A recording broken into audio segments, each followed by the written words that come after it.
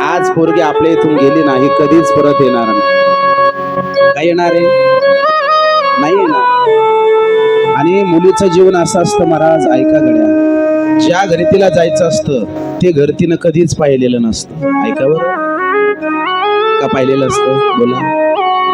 ज्या घरी तिला जायचं ते घर तिला माहिती नसतं. तिथली लोक माहिती नसते, तिथली नणंद माहिती नसते, तिथला भाया माहिती नसतो, होणारा पती माहिती नसतो, तो सासरा माहिती नसतो, ती सासू माहिती नसते. मग अशा घरी तिला कायमचं राहायचं असतं. केवढं आव्हान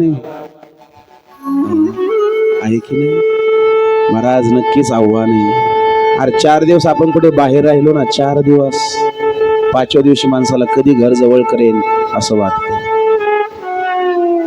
मग ज्या पोरीला ते घरच माहिती नाही, जे गावच माहिती नाही, अशा गावामध्ये, अशा घरामध्ये पूर्ण आयुष्य काढायचं असतं. केवढं आव्हान आहे! खऱ्या अर्थाने खूप मोठं आव्हान असतं महाराज. मग जेव्हा तो बाप आपल्या मुलीला वाटं लावतो, वाटं लावताना मला नाही वाटत असा कोणता एखादा बाप आहे की जो आपल्या मुलीला वाटं लावताना रडत नाही. दाखवा तुम्ही एखादा. कोणता असा बाप आहे की जो रडत नाही? जगात असा बाप नाही महाराज.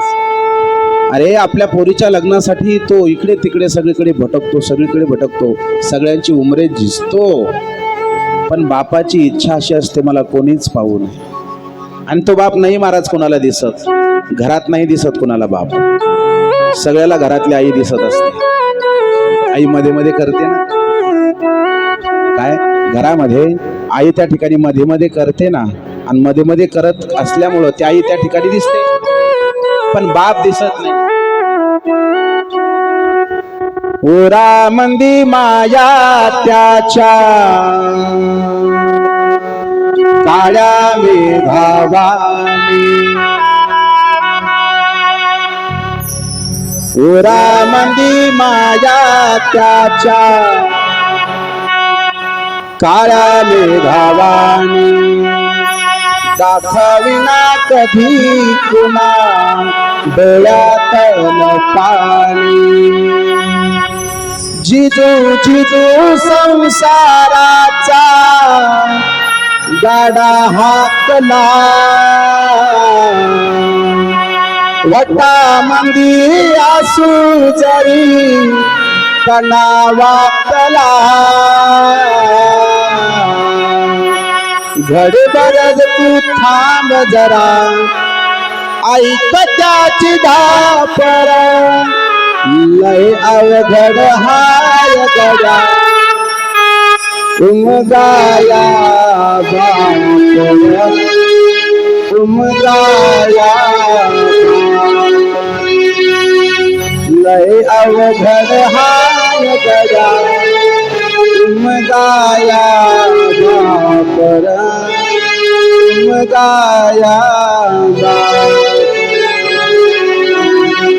बाप समजणं खऱ्या अर्थानं खूप अवघड असतं.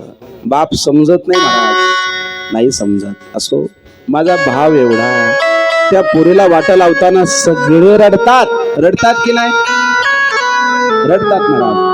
ती पोरगी जाणार आहे म्हणून आई बहिणीच्या गळ्यात पडून रडते, लेकीच्या गळ्यात रडून पडते, मावशीच्या गळ्यात रडून पडते, मैत्रिणीच्या गळ्यात रडून पडते. कोण? आई. माझी तायडी चालली, माझी मुलगी चालली, माझी मुलगी चालली. आई रडून मोकळी होते, पण त्याही आईला शांत कोणाला करावं लागतं?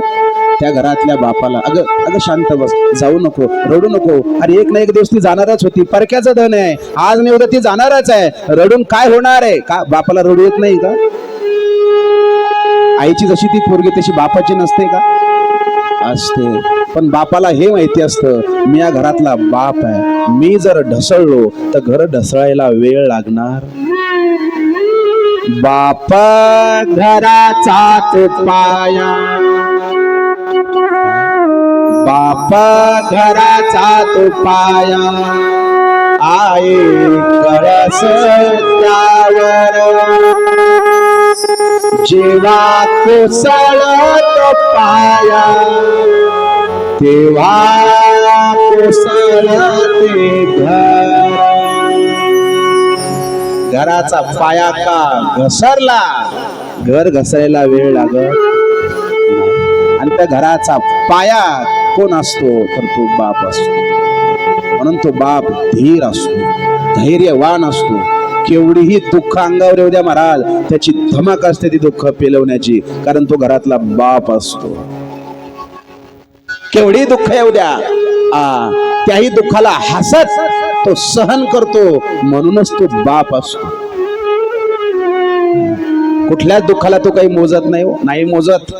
किती दुःख येऊ द्या, पहाडासारखी दुःख येऊ द्या, अगदी हसत तो सहज जिरवतो, तो बाप असतो, नक्की असतो महाराज.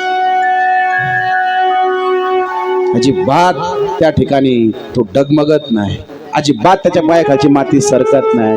पण केवढाही बाप असू द्या, पण जेव्हा पोरीला वाट लावतो ना गड्या, तो रडत नाही. असा जगात बाप नाही की जो वाट लावताना आपल्या पोरीला रडत नाही. अरे सामा